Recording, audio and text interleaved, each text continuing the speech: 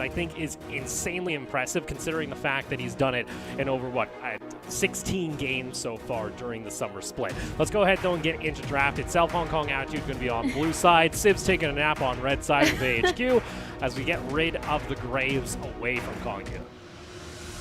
Yeah, trying to remove all power farming junglers right off the bat against Kongya. And now for AHQ, still a lot of respect towards Moonblack. As for me, personally, Moonblack still very hard to pinpoint his champion pool, but it at least eliminates some sort of the early to mid-game threat in the form of the LeBlanc. So no LeBlanc there for Moonblack. It has been one of his kind of go-tos, like you mentioned. Getting rid of the Renekton here away from Ziv. That's always been one of his fallbacks and a stable pickup when it comes to a blind pick, and maybe already shows that HKA might want to put Cardis onto a winning matchup and see whether or not they can play via him, or he's able to at least try and get some advantages during the lane. HKA, though, they took a note out of my notebook, got rid of the Aphelios. None of that today for Waka. And some of the teams were already very brave to leave that open, but for HKA, they will not leave that out in the open, as Set has not been banned. It's open, can be flexed in 4 different roles, possibly maybe even towards Holo, or possibly maybe even towards Cardis. And AHQ is going to take the second, or rather the best AD carry that they could put for Wako, as Aphelios is off the table. Yeah, similar in form of the fact that AHQ with this Ashe can again put out a decent amount of damage. And speaking of flex picks, can still do that with the Volley Bear, whether you put that on Civ in the top lane or Kongyu in the jungle. Yeah, Volley Bear for AHQ so far has been 100%. Win rate has been picked 3 times, twice on Kongya, once on Ziv. And Ziv has picked 8 different unique champions at top side, so it's very difficult to pinpoint what Ziv would like to pick up, as HKA will actually take away Uniboy's favorite pick in the mid lane, which is the Zoe. I'm a little bit hesitant though, because the last time we saw Moonblack on the Zoe, it was good, but then the time before that, it was absolutely atrocious. So there's kind of 2 sides of the Moonblack coin when it comes to Zoe, and it really relies on Holo to help make that champion succeed. We do see Eminem also go ahead and get himself that Ezreal. And the thing is, Uniboy has a history of picking up neutralizers in the mid lane, so perhaps Moonblack will have a hard time on the Zoe pick. And just as you mentioned, yes, Ezreal, definitely the typical matchup in the bottom side of the map. And now Sarah is on this Bard, who just is going to be very scary when we take into account the roams that will be provided for AHQ, especially when we look at mid lane. And that was, yeah, again, Bard was one of these pickups for Ysera back alongside Koala too from Machi, where they were kind of pioneers when it came to Bard, at least in the PCS early on. It has been popping up a little bit more and more as far as popularity goes in other regions, as well as solo queue itself. Does mean, though, HQ are going to aim and try and get rid of some of these heavy engages, because we did see what could happen in a bot lane when you go up against something like Nautilus or Leona in the previous match between Machi and Leona. Yeah, absolutely, and it will definitely remove some of the solid heavy engage that will enable the poke that Moonblack and Eminem has on the Ezreal and as well as the Zoe. They're trying to weaken the engage coming from HKA, as so far it has only been the Sleepy Trouble Bubble and as well as the Set. And yes, Galio has been removed, possibly trying to remove more neutralizers against Uniboy in the lane. Interested to see whether or not they also try and get rid of something like the Lissandra, as that could also be a nice pickup here for Uniboy. Puts a lot of pick potential into AHQ's hands, and maybe HK want to try and get rid of that possible takeaway where Moonblack could be easily exploited via mid when he is on something like a Zoe pick. And instead, though, just try and get a little bit chipped away towards Civ's top lane pool, getting rid of the Mordekaiser. And it's so hard to even try to remove Ziv's champion pool. Again, he has picked up 8 different unique champions so far in summer at least. And he has picked up the Sylas at top, has picked up the Kennen. So those things are also open, and it enables such strong 5v5.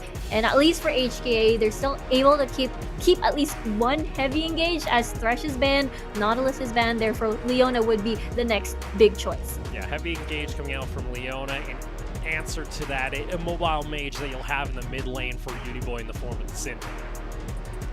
yeah, it seems that, you know, AHQ had a different choice whether or not they want a neutralizer or do they want to match that with another traditional mage such as the Syndra. And so far, for Uniboy, he has been, you know, popping off recently when he goes to the latter decision. And for HKA, if they lock this in, we did mention, will Cardis play towards the lane or play towards the team fight? And it seems the Ornn will be the answer. All right, so we're not going to likely see, you know, Cardis look to try and go for the 1v1 mess, the big plays in top lane, unless, you know, we're getting the aggro Ornn. Has happened before in the PCS, don't count it out just yet. Does mean, though, if Civ wants to, can try and take something into this matchup where he can easily walk away winning, and might go ahead with something like a Sylas so that he himself can bring down the Forge God.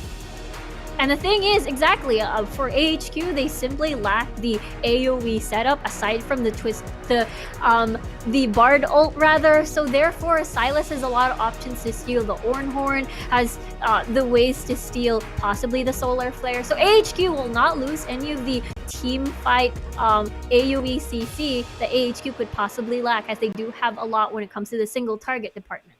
Also means Kongyu is going to be on to that Volibear. Again, AHQ, one of the only teams alongside Machi that have been able to actually make the pick work when it comes to the win rate. So on something that he likes, and we mentioned a lot of pick potential that comes out from AHQ's composition, and a lot of lockdown onto squishing members like that Ezreal and like that Ezreal. You have to expect cleanses are going to be burned left and right, and expect action, especially post level 6.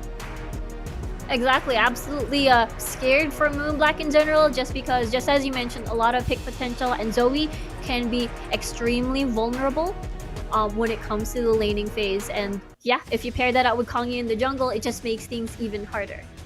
Well, we'll see here. For Hong Kong Attitude, currently sixth overall in the standings. They are tied up alongside Alpha and Nova and need to actually find a victory here to separate them from the pack. AHQ, on the other hand, still looking toward the top of the table and trying to tie up with J-Team, Machi, and PSG in that full-way race for the first seed in the PCS.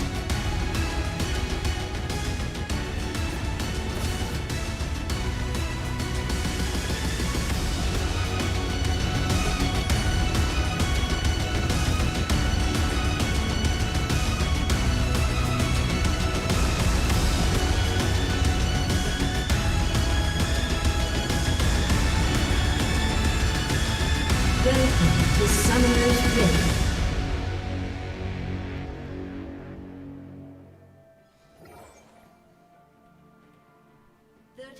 Back we go for our third game of the night. Our first two games, rather quick little brawls. I don't think we were expecting such heavy-handed victories come out of both of those squads we saw earlier, but now onto a game that I almost expect will go a little bit more of the distance. Both of your bot lanes are kind of looking at scaling with this Ezreal and this Ashe, and playing a little bit more to the play style that AHQ likes to play. For Hong Kong Attitude, though, depends which HKA are we going to see today. You know, the good HKA or the HKA that does absolutely nothing via Moonblack. I know if we exactly, and what we saw when these two teams faced off each other in the first round robin is, what we got was a complete AHQ control over HKA, as they weren't able to get Moonblack ahead. Moonblack was on the Azir pick, and at least for now, Moonblack is on a champion where he can create impact at least once he reaches at any point with that sleepy trouble bubble. Of course, would still want to rack up some items to be able to one-shot, one-combo any sort of the squishy members, but still is able to be very impactful later on to create picks and the poke later when it comes to the objective takes. Rift Herald or maybe Dragon. Yeah, and most of the time, though, our mid laners, they are playing via alongside their jungles, especially these two combos, Hollow Moonblack. They're kind of instrumental when it comes to the success of Hong Kong Attitude here in summer in particular. But also AHQ, of course, that's that mad team duo, Kongyu and Uniboy, that came over to this roster after Worlds last year, and in spring were the go-to pairing when it came to the midsection of map that no one was able to contest against. Exactly, and that's absolutely the reason why Uniboy was also unstoppable when it comes to the first few games in the round robin. Again, you mentioned around 32 KDA, just having to spam a lot of Zoe, maybe even the occasional Rumble in spring. Yeah, and also when you take it that jungle matchup in particular, like you just saw, like Kongyu, for a guy who ganks a lot, he still has insane CS numbers. I think you're averaging looking around like 5.5. The guy's sitting over 6 in the jungle, which for pro competitive jungling is rather impressive, and already maybe looking to make an impact here. Has the flash and the Q available, and we'll see whether or not Moonblack himself gets caught out as Uniboy's looking to see whether or not Moonblack is actually going to try and pull the trigger here. There you go, Pedal Star into the Scatter of the Week, into the flash combo, and there you go, first blood on the board for Kongyu in mid lane. Such a clean gank from Kanye as well. Uniboy was very patient, having to set up that Scatter of the Week and getting that stun. Moonblack unable to react. No flash has been used, and it was just such an easy kill from Kanye and Uniboy. And we said, the jungle mid duo, the synergy, always there when it comes to Kongyu and Uniboy. Knowing that they just had to hold on for that Scatter of the Week combo. Moonblack realizing he's already dead, doesn't even pop his flash to get himself back to safety, and that's first blood on the board here for HQ to strike early. And now the biggest question is, because of that gank, what does HKA decide to exchange off the map, as we see Hollow having to attempt a gank, at least top side, but decided to just retract that. And on top of that too, Kongyu was actually able to take top side Scuttle, and he just finished off bot side. So as far as like wins so far, HQ, they've already ticked off both Scuttles, and First Blood already off their menu. Exactly, and striking where HKA's important lane is at too. We did mention many times that, you know, Moonblack is one of the key players that is able to set that win condition for HKA, and having at least that kill at the first start of the game will really sort of remove the momentum from Moonblack before it even builds up. Up, though, to Uniboy to be able to continue up that pressure alongside Kongyu, so we'll see whether or not they try and go for another play pre-level 6 here of Moonblack, as they will be hitting level 5 here quite shortly. But for HQ, first blood on the board, early gold lead. It's up to now Hollow to see where he's trying to go on the map. As you see, top lane, Civ already trying to push that in onto Cardis. It's been very difficult damage-wise. Yes, as the set, you deal quite a decent amount of damage, but you will be having to rely heavily on Moonblack and as well as Eminem, which they're not primed. Moonblack. Scatter of the Week. Civ going to come on down. Does have the chain available. Is he going to end up using it? No. Says I'm going to go back into the top side of the map, and already an early roam coming out from Civ. Doesn't net them anything, though. Yeah, and the best part is for HKA, at least they're not able to consume, burn any sort of summoner spells to escape that potential gank, as Eminem getting the nice stun. Nice stun from you, Sarah, but again, they get themselves back underneath the tower range, and I'll be frank, we probably won't see a whole lot of action from this bot lane. They both have good level 6 engage from the support, as well as that arrow coming out from the Ashe, but mid lane is going to be continual action as Moonblack tries to get himself back to safety. It doesn't matter. Second kill of the game already on Kongyu's board. And the thing was, Moonblack was just insanely aggressive with no exchange on summoner spells. He had to consume the flash, had to consume the ignite, and yet Uniboy still had to keep his, and he still had died in the lane, and that is quite unfortunate, as this gives more room for HQ to control Dragon, and as well as especially bottom side, and they can afford to be a little bit more aggressive. And you saw that matchup graphic right there. Like, both of these players, very similar stats until you look at the KDA, and in fact now that Uniboy is getting himself ahead, already has that lost chapter, and Moonblack in a very tough situation where, again, we've mentioned time and time again, there are games where Moonblack, it's like a 22 kill game, and he has 100% kill participation. HKA live and die by his performance, and so far, he hasn't been able to succeed. And that is also the first 7 minutes of the game. Already 2 kills down from Moonblack, and it's just putting him even more behind. And no exchange still whatsoever, as Hollow's still waiting for that level 6 playmaking ult. But as far as between the two jungles here, like, Kong has been on to the lanes, and he's still ahead when it comes to the CS, and the question kind of begs here from Hollow, what's the set going to be able to do here now? You're going to wait for level 6, but you got to make something happen, or else HQ will just continue to kind of walk away with this one. And that is the decision that HK went for with this composition. With the Orin, they're not able to do as much with the 1v1s just yet. They're definitely banking on, you know, these Baron dances, or rather these Dragon dances and Rift Herald dances, to see as the laning phase hasn't been panning out well. Sarah coming in for a roam. A little bit of damage coming out from Moonblack. Tak, though, was able to roam himself on the Leona. Both supports come in mid. Both exit cleanly. Nothing to see there as maybe Moonblack's starting to say, all right, guys, I need some assistance somewhere here on this map because they're putting a lot of resources to shut me down. And the thing is, good thing Tak can afford that roam because as we saw in the first 5 minutes of the game, HKA's bot lane has been constantly being pressured by Wako and Nicera, and therefore we'll have to see whether or not that can still be replicated to give room and space for Moonblack to survive because Kongye has been non-stop in the mid lane. Now still making another appearance himself there on the Volibear, just putting pressure and again just staying toward the top side of the map here, which does mean we do have AHQ maybe already looking to try and set up for that early Rift Herald, as Wako and Ysera could easily get their backs off this next push as they've already crashed it into the wave. And the big problem is with that HKA, unfortunately, this could be a tower dive. There you go, level 6 for that Volibear. Doesn't matter if you're underneath the tower, in comes that unleashed power from Uniboy. And there you go. Just camp the Zoe and just shut down the only win condition Hong Kong Attitude have been often able to find in their victories. Exactly, and I mean, this is the third death already from Moonblack, and it could start to pile up even more with the Volibear and as well as the Syndra combo. And unfortunately, before this came to be, I was mentioning the vision, unfortunately, they're unable to see this through and react accordingly, as there's not a lot of information to work with. And you know what, for Moonblack, this is kind of feel bad because this is already an early Ludens pre-10 minutes online for Uniboy. And in 3 levels, he's going to hit level 11, and that's in one-shot territory right now for Moonblack. That's how far behind he is currently in this matchup. The fact he's actually rushed Ionian boots as well. Hollow needs to make a play somewhere here.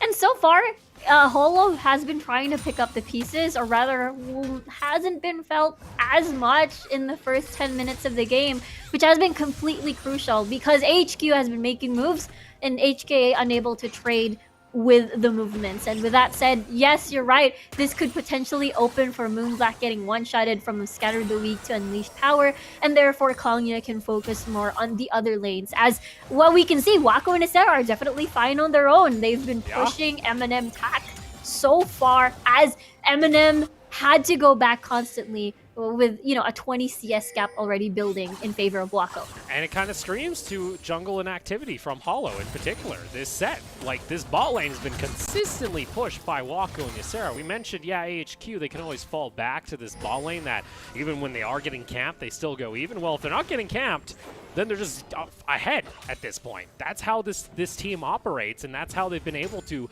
establish a 3,000 gold lead at 10 minutes, only off 3 kills. Exactly. It's all about having control over the lane. And unfortunately, so far, the only stable lane that we see that is air quotes sorta winning is top lane, with Cardis having to put Ziv on a tight leash. But HKA now, we're going to be seeing them making moves as that's 20 seconds on the clock for the next Dragon. Maybe wanting to try and contest here for second Drake and slow down AHQ's tempo. That might be the play here. This is, again, first time we're going to see Hollow actually join in on the map. Cardis has also finished off his first item, of course, Abyssal Mask. So he'll be able to at least get a little bit of extra tank stats, but you can already see that's going to be Rift Herald pop to mid. Uniboy is going to get first break gold into his back pocket, as well as they get prio mid, so they can easily set up for this next dragon. Oh no! They just blow up Moonblack instantly. In comes Tak over toward the side, though. Call the Fulge Guard was able to get themselves a knock-up. Double stopwatch going to be used. In comes again the knock-up. Uniboy taken down low. Finally will get taken out as Ziv tried to answer, and Hong Kong Attitude finally strike back off the heels of Hollow. Beautifully done. So AHQ was a little bit comfortable there as they've already eliminated Moonblack. But the CC coming from HKA is able to hold down any of the squishy members of HQ. Therefore, Ysera and Uniboy had to suffer from that push. And for Hong Kong Attitude, we kind of mentioned, when are we going to see the set kind of enter in? And finally, we get to see him actually make a counterplay, as maybe AHQ get a little bit too confident. Though you do have to remember the takeaway here is you are able to get first turret gold onto Uniboy as well as all turret lanes. all the turret plates, you also still shut down room. Not only get a lot of kills, but also get a lot of deaths towards Moonblack. But yes, HKA will definitely take that as a good consolation prize and at least solidify their game, as they've been not getting too much, as HQ already starting the dragon. Moonblack, though, gets a nice cheeky little steal. In comes the arrow, but a decent amount of damage onto Ta Kong. It gets a little bit too aggressive. 3-man knockup comes out from Cardis, but Waku now stepping up forward on this Ashe. Doesn't have any mana, but he's still that 80 carry that can get a decent amount out off just the one Q proc. And decent damage going both sides. Teleport is available for Cardis. He wants to try and come back. Moonblack, though, gets hit by the Scout of the Week, forcing out the flash out of the Zoe. And now Civ picking up the True Shot Barrage. Could look for a snipe here. Cardis has rejoined, gets back from base with a little bit of a healing. And HQ getting a little bit hesitant if they want to try and go for this play. Dragon now resets though, and HK decided to just shove the wave in the mid lane at least, but HQ Or it is HQ are able to back off. Yeah, still no bodies on the floor, but HKA will take that as a mini victory because they've delayed that second dragon away from HQ. They've also managed to at least get a little bit control in the mid lane and as well as that dragon part of the map. And I guess they have to reset, fight another day. You can see now Hong Kong attitude. Starting to find a little bit of life back into their team. Not afraid to kind of step up, even though... you know, a Syndra that's been involved with 4 kills already on the map can be a little bit intimidating. You can see the team fight execution a little bit messy on both sides here. Maybe AHQ we're going to try and clean that up, but still, second dragon of the game available for both squads. HKA, I think they're actually happy overall that they've been able to delay that dragon take. Does mean they buy themselves a little bit more time, but still not able to find anything else on the map. Yeah, they're able to stall it out at least, plus the strength of their composition is a lot of poke. Therefore, if HQ doesn't pull the trigger, and if they do the dragon dance a little bit longer, HK will have the upper hand. And now they're even shredding down this dragon with HQ, no control whatsoever. Yeah, HQ relieved a little bit of control, and that comes off the fact that Civ ended up showing himself top lane. And honestly, if he didn't have teleport, I think he should have just went ahead and tried to get the push in. Instead, is going to opt in for at least getting the scuttle, and actually should be able to pick up this Rift Herald off spawn, so they do trade at least a neutral objective back. Yeah, are able to get that Rift Herald and possibly open another part of the map, as mid lane already open for HQ, and now we're possibly making their way towards top side to remove a little bit of room towards Cardis at top.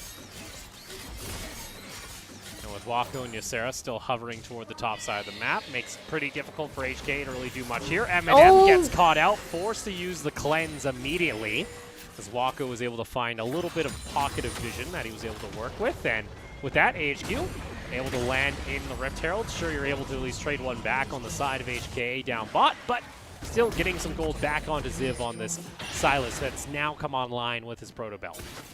And the scary part is, Cardis has no teleport. HKA really put resource at bottom, therefore the second charge is actually possible here. So they get a lot of value. HKA gets a lot of value off of this Rift Herald.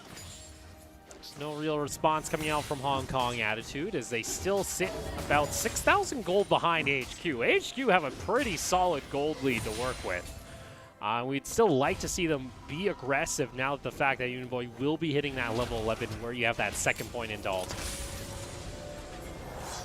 Exactly, that's definitely going to be a very nice spike.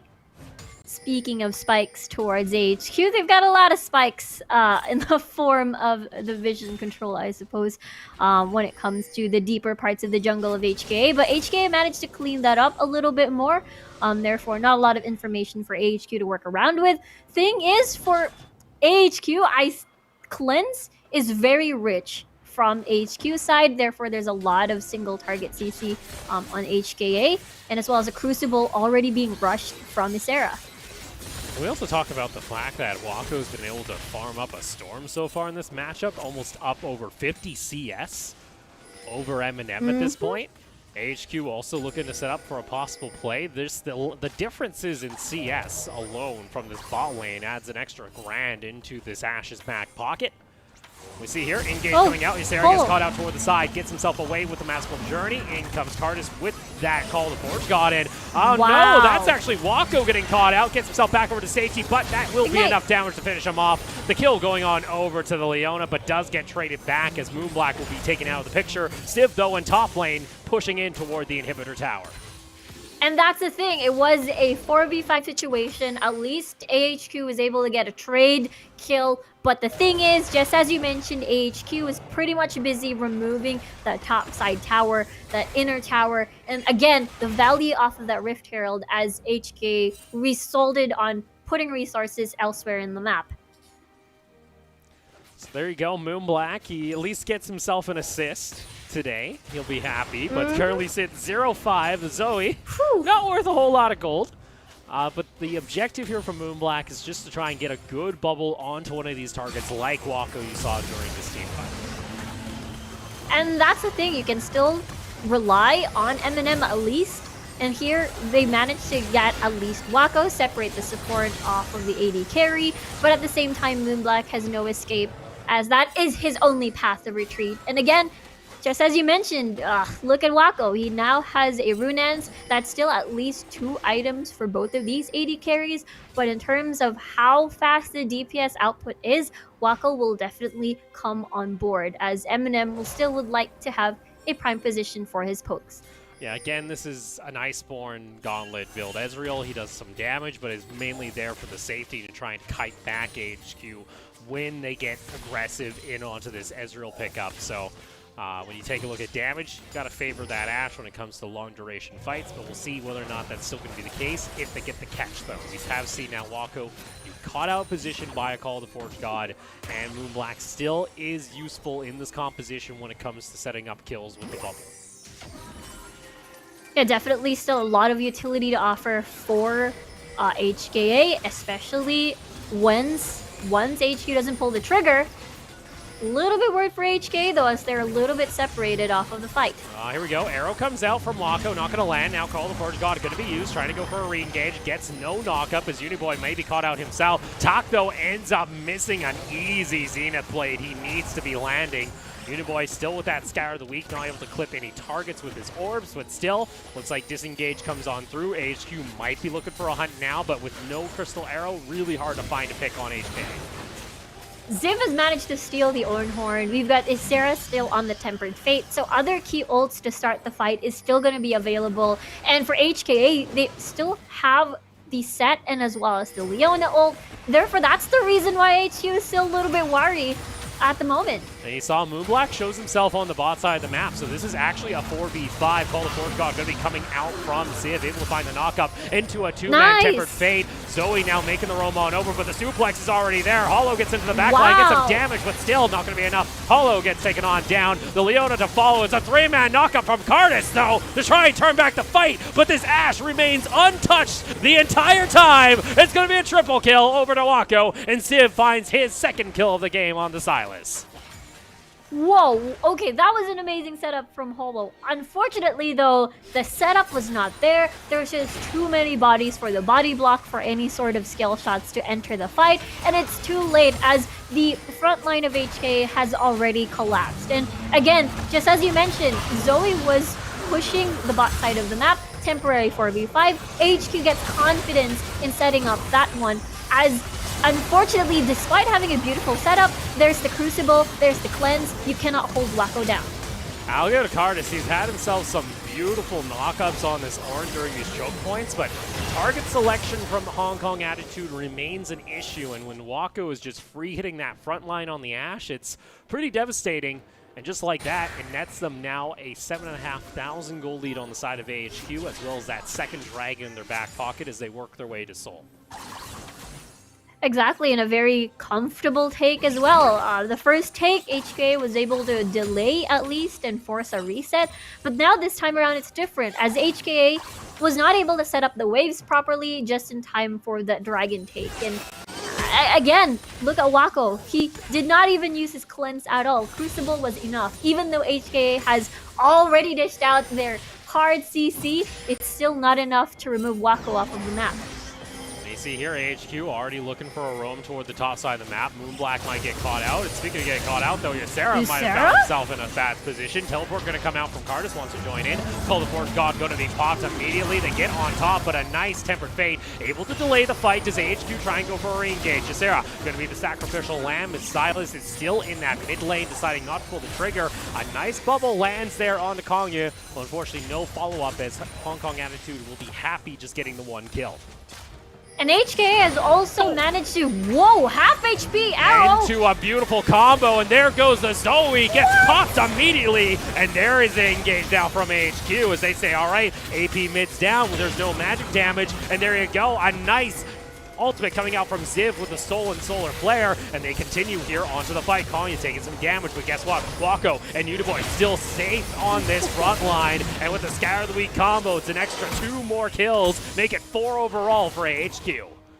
Wako is massive, again, untouchable. And here I thought HK has managed to sort of stabilize after getting a nice pick into a 4v5. But no, AHQ managed to turn that around thanks to Uniboy's Scatter the Weak. And now HK has to give up Baron, and AHQ has more control off the map from this. And I hate to say it, it looks like that mid lane difference starting to seep through. 3, 1, and 10. 100% kill participation coming out from Uniboy and HKA. We mentioned if Moonblack can't get himself on the board, can't get the ball rolling alongside Hollow, the game starts to deteriorate.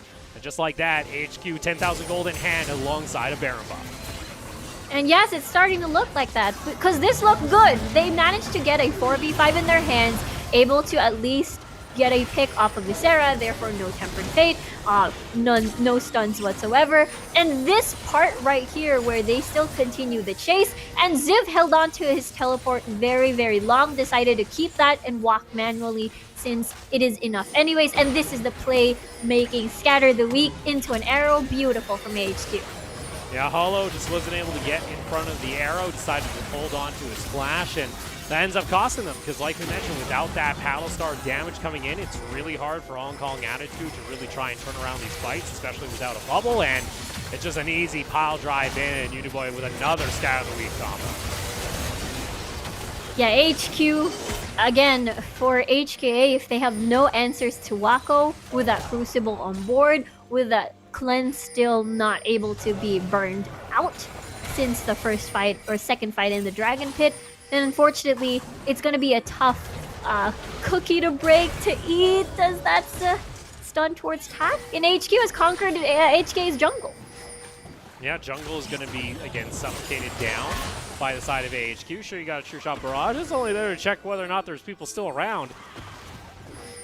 And for HKA, control being lost on the map is vital for AHQ to succeed. As again, they get the pick onto Moonblack. He gets deleted once again. Poor Zoe is just getting cyberbullied. Civ onto the back line, has the suplex ready himself. He wants to join in onto that fight. Solar Flare comes on down, trying to delay it. But still a double kill coming on through from the side of Uniboy. In that suplex goes, and making a kill now on over to Wako on the Ash. 3 members down from Hong Kong Attitude. AHQ still not relenting, but they will have to back off as the tower delay their push only for a small bit, as Baron Duff minions now going to crack in on the base. Yeah, 3 gray screens on HKA as we're still waiting for Moonblack, Hollow, and Cardis to come back online.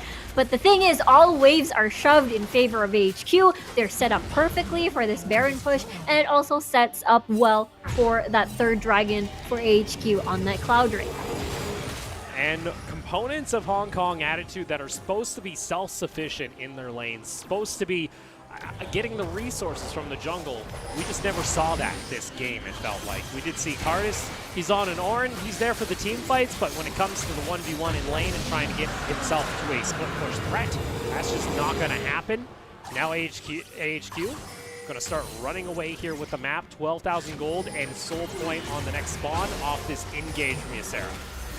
Yeah, Ysera did an amazing stun towards the wall, catching Moonblack right off the bat. And again, this composition, unfortunately, Eminem will not be enough to deal out the damage because you will get out damaged by the Ashe, by the Syndra as well on the opposite side, and as well as you add in the Silas as well. And therefore, Moonblack being very important into this composition, and as well as HQ's go button, just really denied any sort of poke away from HKA. Oh dear. QSS. QSS has to be picked up there, but you saw Baron power play. It's going to be an extra 4,000 in hand for AHQ. And even though Cardis is on something like an Ornn, unfortunately, can't make up the gold efficiency by that much still, as he's only level 13, getting his second ornament online. And he also got Moonblack, who's kind of doubling down for a Mage Eyes, which I have to argue maybe not the call. It's looking kind of bad here if you're a Hong Kong Attitude fan.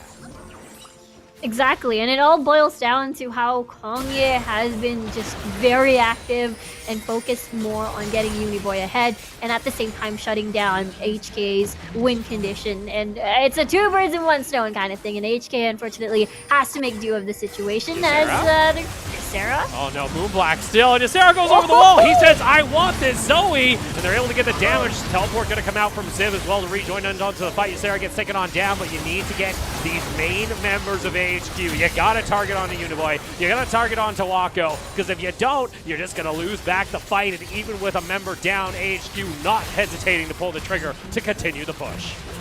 No Solar Flare, no Ornn Horn. A lot of the key ults are gone to start the fight, and for Hollow as well. So at this point, HKA has no choice but to respect AHQ and just watch the inhibitor fall.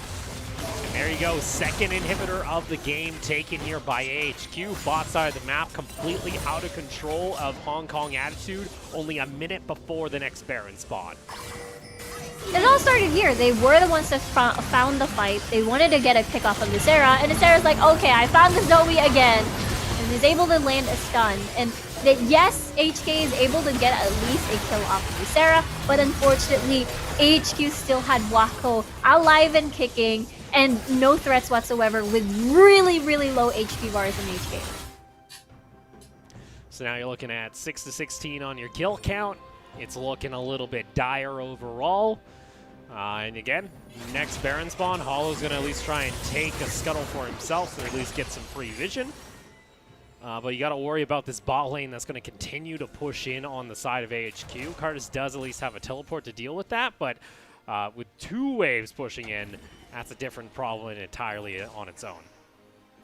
Yeah, HKA definitely losing more control on the top side of the map after having two inhibitors open in mid and as well as bot. Therefore, HQ really having to set the stage to end the game against HKA. And again, the biggest problem right now is Wako and as well as Uniboy with Rabadon's already in his inventory. And with that said, there's no backline access coming from HKA, and even though they have a lot of heavy CC on board, there's so many answers for that CC. Cleanse, Crucible, and as well as that QSS already.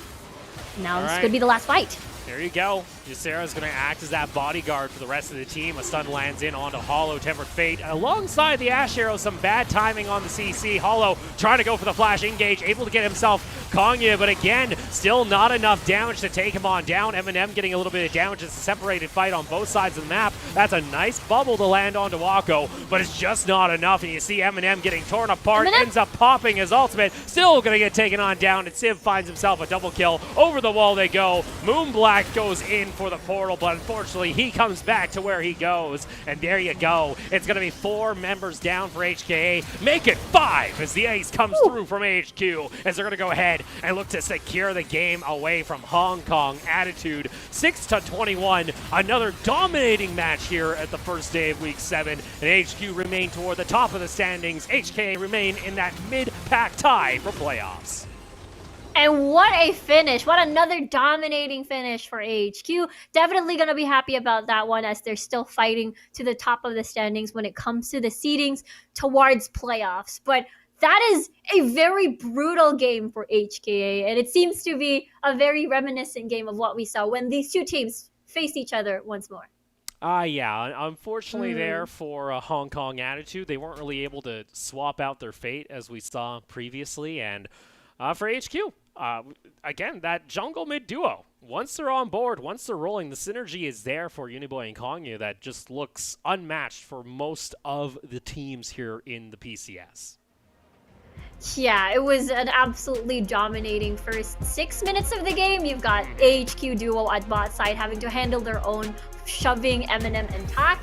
And again, just as you mentioned, Kwangye and Uniboy making the magic work and shutting down Moonblack, who's finished the game, what, 0-8, 0-10 at the end of the match. That's very tough scores. I don't think he wants to know what his deaths were, because like we mentioned, HKA died by him and lived by him, and unfortunately he died a lot this game. Other side though for AHQ, we gotta again commend Kongya making sure to get Uniboy ahead during the lane phase. Looked beautiful, and even then Ysera also had some really good engages on this Bard, and I just felt like they were outmatching Hong Kong Attitude as the game went through. Yeah, I mean, this was one of those instances where HKA was showing signs of life. They wanted to take advantage of Cardis, or rather Ziv being busy in the mid lane. It was a 5v3 situation already, but the thing is, they didn't have information, they didn't have vision whether or not they wanted to pursue the chase, and this Scatter the Weak had no vision whatsoever, but they took a chance, and it was all worth it. Yeah, at that point, like we mentioned, the Zoe dies, a lot of the hopes of winning a lot of these fights go alongside with it. You can try and kite back all you want, but without the damage, HQ were just able to run rampant over the bodies here of Hong Kong Attitude. So again, HQ, they'll keep themselves in a steady position towards the top of the standings, as they still are in that heat to try and take away the first seed. Again, depends on that crucial matchup between J-Team and Machi tomorrow, but still looking confident overall. Yeah, looking pretty solid, especially when we look at, Wako here as the most damage bar, 23,000 damage input. And again, he was untouchable. A lot of these factors, a lot of these players from HQ seem very solid when we look at, their future matches towards the playoffs. And even there, too, there's only that one tower, one dragon, a couple kills. AHQ looking pretty close to perfect in some situations, and if they're able to maintain this composure, again, we are going to have a very, very competitive top side of the bracket when you factor in this, as well as the performance we just saw of Machi, and then later on, of course, we'll get to see how J-Team and PSG are currently faring when it comes to their performances heading into the playoffs. Yeah, I mean, AHQ has lost a couple of matches from the mid to bottom pack teams in the PCS, but looks like towards the end, they've managed to return towards their usual state, and now MVP, Kongye, a well-deserved MVP. Yeah, did very well on the volley bear, and we mentioned got his mid lane ahead. That was his objective when it came to this game up against Hong Kong Attitude, and he did exactly that. First 5 minutes, we saw him twice, and from there was no recovery from Moonblack. Yeah, unfortunately, Moonblack was shut down by this scary volley bear in Kongye's hands. Constant dives, constant pressure. Yeah, there's not a whole lot you can really do there, unfortunately. For Hong Kong Attitude, they are still in playoffs, so they didn't lose out on much here, but they still probably would have loved to have been able to at least sneak into the top side of the bracket, and that is still possible for Nova to try and take away from them. We are, though, going to go ahead to an MVP interview alongside Patty with Kongye. 大家好，我是空月。好，那这有几个问题想要问你。第一题的话是，这场前期就是你照顾了非常多次的中路 Uniboy 嘛？那是游戏前就决定了呢，还是说在这个选角选完，或者是在游戏中你们突然想到的？ So you guys paid a lot of attention in the mid lane during the early game. So did you guys decide on that before the game, during ban pick, or in the game? 就最近看几场 HKA 比赛，都觉得他们中野打得比较凶，就比较激进的在打中野，所以就前面有计划要打中野，然后看机会，他如果给机会，就是多关照他。 So we watch a lot of HKA games, and recently they've been very aggressive in the jungle and the mid lane. So we plan on doing a lot of ganks and play a lot of games in the mid lane. Focus on the mid lane. It depends on if they give us chances. If they do give us chances, we will fight back. 那因为今天开始打这个版本是10.15嘛，那你自己觉得10.15在打野上面有什么差别吗？ So we're now in the 10.15 patch. Can you tell us the differences it makes for the jungle player?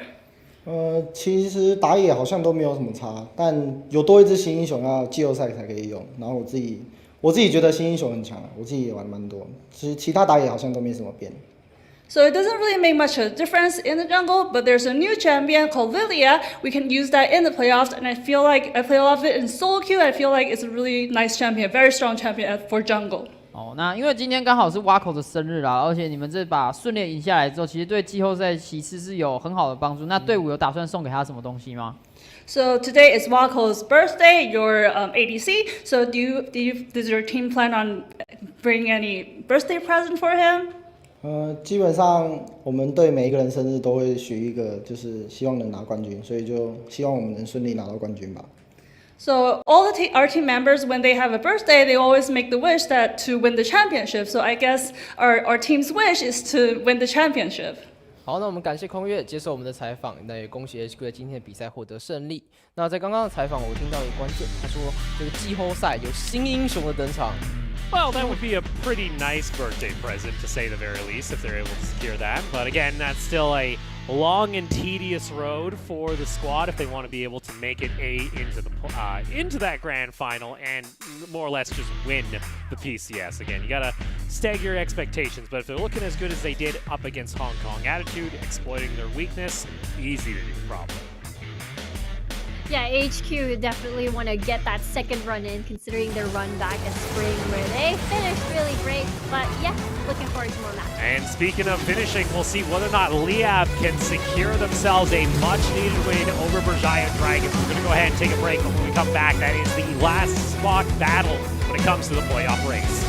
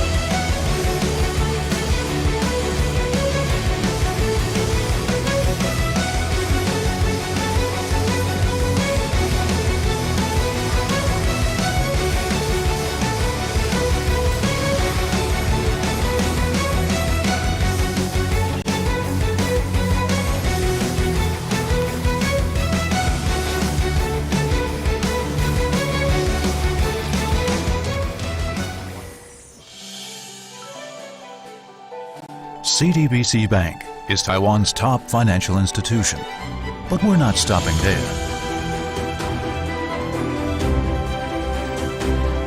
We're crafting an international brand and already have over 260 outlets in 14 countries. We are by your side